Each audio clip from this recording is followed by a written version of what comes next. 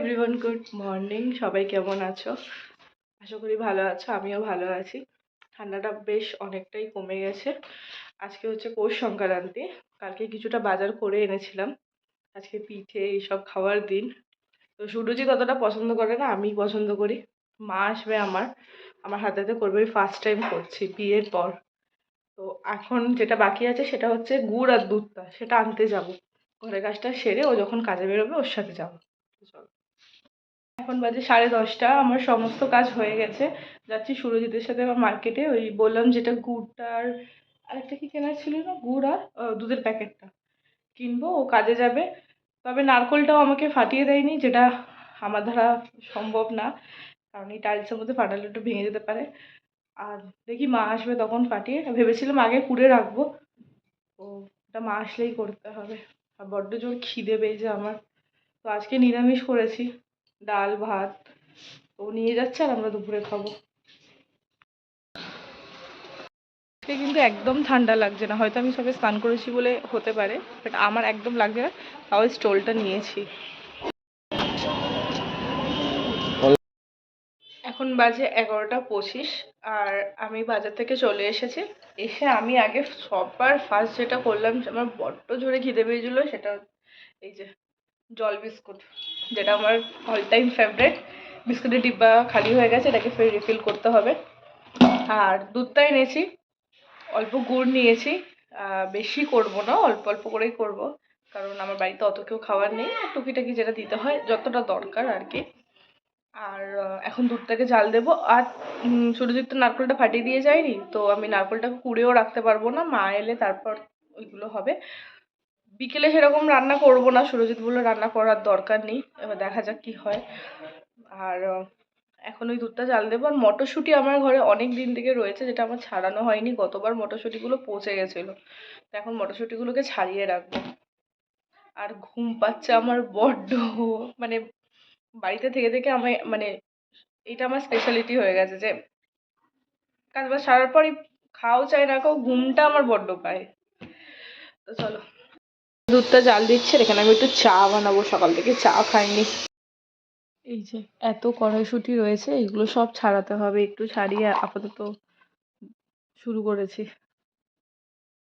এই যে মা চলে এসেছে। এখন বাজে হচ্ছে 2:30।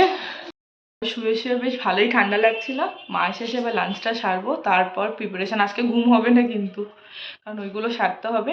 তারপর ওই নারকলটা ফাটিয়ে যায়নি, ওটাকে এবার ফাটাও করো, আমি জানি না হতে পারবে। এসে শুয়ে পড়েছে, খাওয়া দাওয়া বলছে পুরো একটা ডেড বডি পড়ে আছে।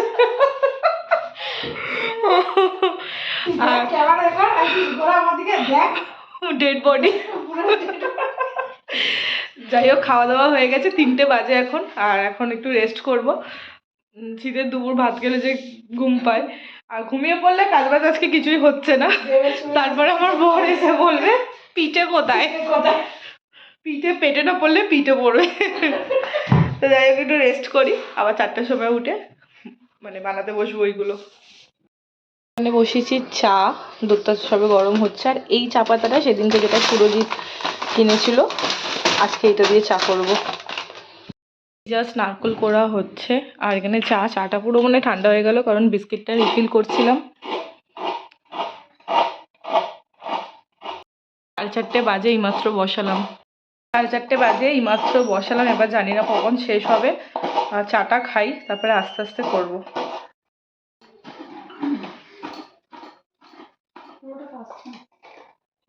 কালকে গেছি কসবা বাজারে নারকল কিনতে। নারকলের কি দাম গো! এই ছোট ছোট নারকলই 35 টাকা করে নিয়েছে। সেই দিন আমি সুরজিৎকে বলেছিলাম যে আগে থেকে কিনে রাখো, তাহলে একটু সস্তায় পড়বে।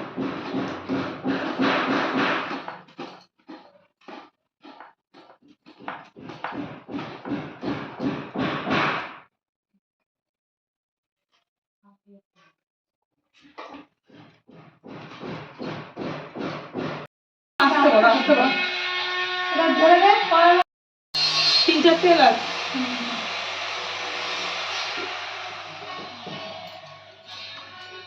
আমার না রান্নাঘরে আরেকটু মানে পাওয়ারের লাইট লাগালে ভালো হয়, আমি মাঝে মাঝে চোখে দেখতে পাই না।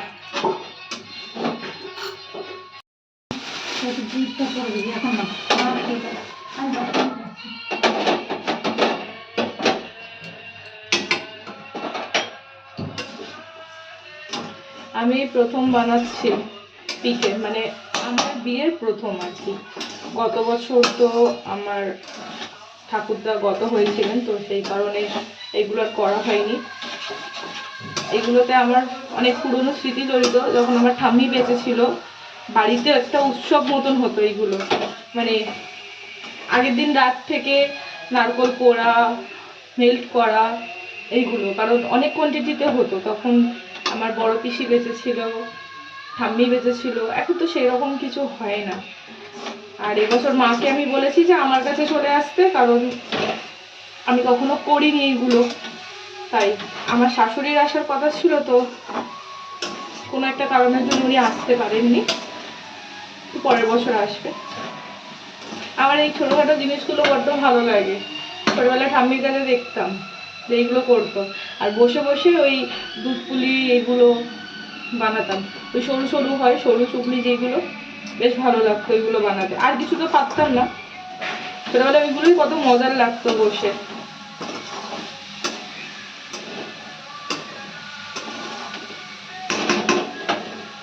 এই প্রথম আমি আমার বরকে নিজের হাতে পিঠে করে খাওয়াবো। তবে ও খুব একটা মিষ্টি পছন্দ করে না, আর এইগুলো তো একটু খেতেই হয়।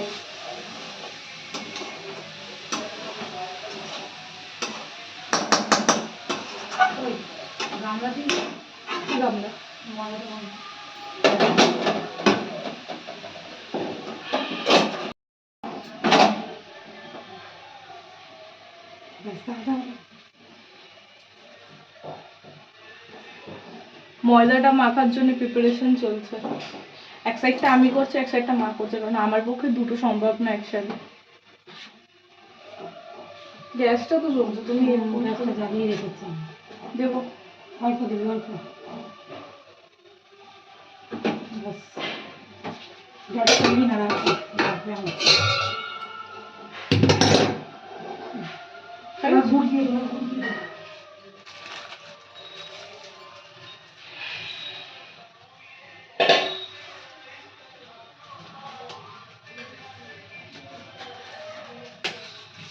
আজকে একটু অল্প করে বানানো হচ্ছে, বা পরের বার যখন আসবে একটু বেশি করে বানিয়ে দেবে, ঠিক আছে? কেন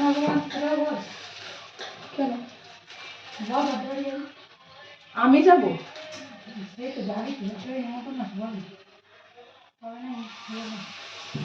না, অল্প বানানোর কারণ হচ্ছে আমার কাছে ফ্রিজ নেই, আমি স্টোর করতে পারবো না। আমার বাড়িতে খাবার মতন একমাত্র আমি, কারণ সুরজিৎ অত খায় না, মিষ্টি জিনিস খুব একটা পছন্দ করে না। ওর শুধু সবজি, ওই সব জিনিসগুলোই একটু বেশি খায়। আমার মিষ্টিটা খুব পছন্দের একটা জিনিস। তো আরেকটা জিনিস হচ্ছে যে বেশি লোক থাকলে, আজকে মা একটু নিয়ে যাবে, কারণ মা বাড়িতে করছে না, আর মাসকে একটু দেবো। আর দিদির বাড়ি আজকে ইনভাইট রয়েছে, মাও যাবে, আমারও যাওয়ার কথা। আমার একটা রিজন ওয়াইজ আমি যেতে পারবো না, শুরুতে লেট করে আসবে। দেখি, চেষ্টা করছি কি হয়। আর সুরজিৎ বললো রাতে কিছু রান্না করতে হবে না, আজকে এইটা খেই, আর টুকটাক যদি খিদে পায় তাহলেই একান্ত করবো, আর না তো পাই। আজকে কি মনে হয়েছে, আজকে রান্না থেকে আমার একটু ছুটি। আর প্রত্যেকদিন রান্না, সত্যি কথা বলতে এমনি কাজ ঠিক আছে, কিন্তু রান্না করতে বললেই আমার কান্না পেয়ে যায়। তাও করি, একা হাতে সংসার কি করব, করতে তো হবে। তবে শ্বশুর শাশুড়ি থাকার একটা বেনিফিট হচ্ছে কি, একটু রিল্যাক্স করা যায় কখনো কখনো। মানে কখনো উনি একটু করে দিলেন, আমি একটু রান্না করলাম, কিন্তু এখন হ্যাঁ। তবে সুরজিৎ আমাকে খুবই হেল্প করে। সানডেটা তোমরা সবাই দেখেওছো যে ওই রান্না করে, এমনি দিনে আমি করি, সানডেটা ও করে।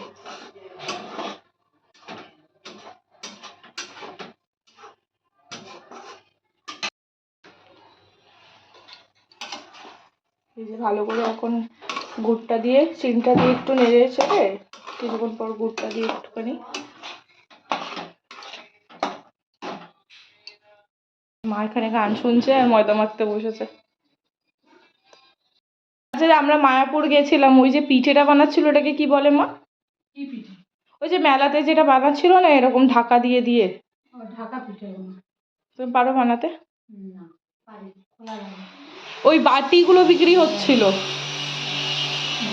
আজকে গেছি বাজারে, ওই মাটির ওই সরা টাইপের উপরে ঢাকনা দেওয়া।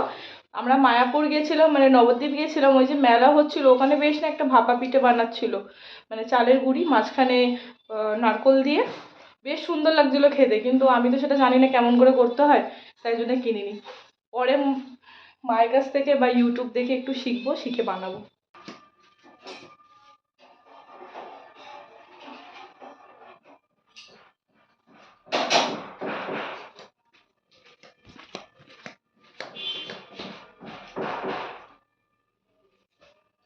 পিঠে বানানো শুরু হয়ে গেছে।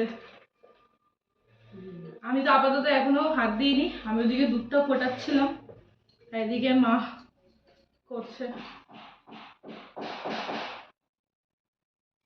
আমার না নখ আছে বড় বড়, কেটে যাবে মনে হচ্ছে।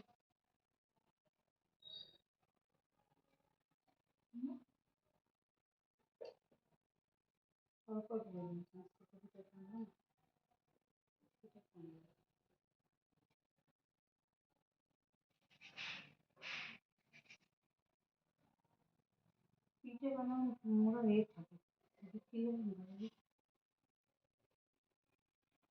আর্টিফিশিয়াল, আমার মতে বলে হাতটাই ঠিক আছে।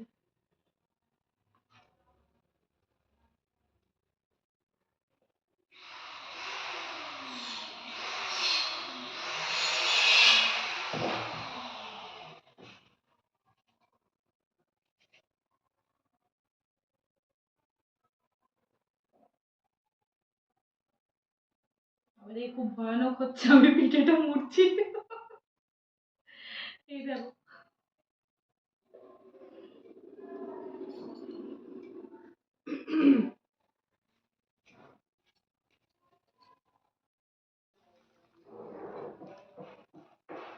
এই যে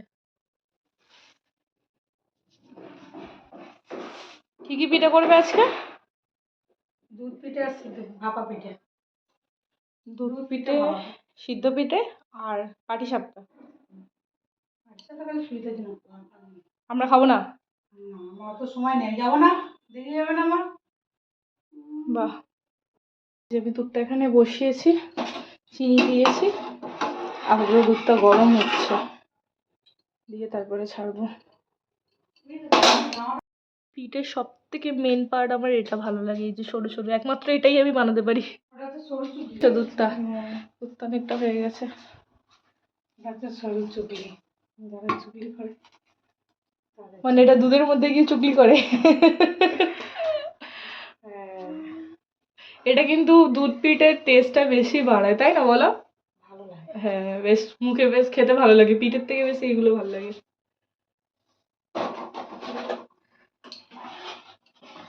যাও এবারে ওই ভাপা পিঠেগুলো পুর করে করো দেখি, এবারে আমি এখানে এইগুলো করি, ভাপা পিঠেটা দিয়ে করো।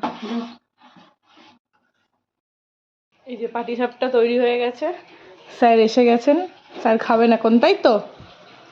স্যার, ও স্যার, পাটিসাপটাটা খেয়ে বলুন কেমন হয়েছে। আপনার শাশুড়ি বানিয়েছে, শাশু মা বানিয়েছে, নাও খাও। এই যে সিদ্ধ পিঠে, আর এখানে দুধ পিঠে। কত পিঠে হয়েছে গো, মাকে খাবে যাচ্ছে।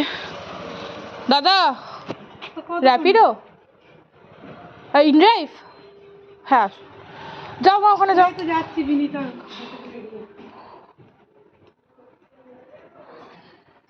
মা চলে যাচ্ছে, 8:30 বাজে, মা চলে গেল বাড়িতে একটু পিঠে নিয়ে। আমারও সব কাজ শেষ, এবার একটু বসে রেস্ট করব, দেন খাওয়া দাওয়া করবো। পিঠে অনেকগুলো খেয়েছি, এবার শরীরটা কিরকম হাঁসফাঁস করছে। রাতের ডিনার, রুটি, সবজি, আলু মটর দিয়ে, মানে কড়াইশুঁটি, সিদ্ধ পিঠে, দুধ পিঠে। খুব জোর খিদে পেয়ে গেছে না? হ্যাঁ, খাচ্ছে এখন। এখন 10:30 বাজে, আমাদের খাওয়া দাওয়া শেষ, এইমাত্র শুতে যাচ্ছি। তো আজকের ব্লগটা এখানে এন্ড করছি। ভালো লাগলে লাইক, শেয়ার, কমেন্ট, সাবস্ক্রাইব অবশ্যই করো। Good night, tata. সবাই ভালো থেকো, সুস্থ থেকো।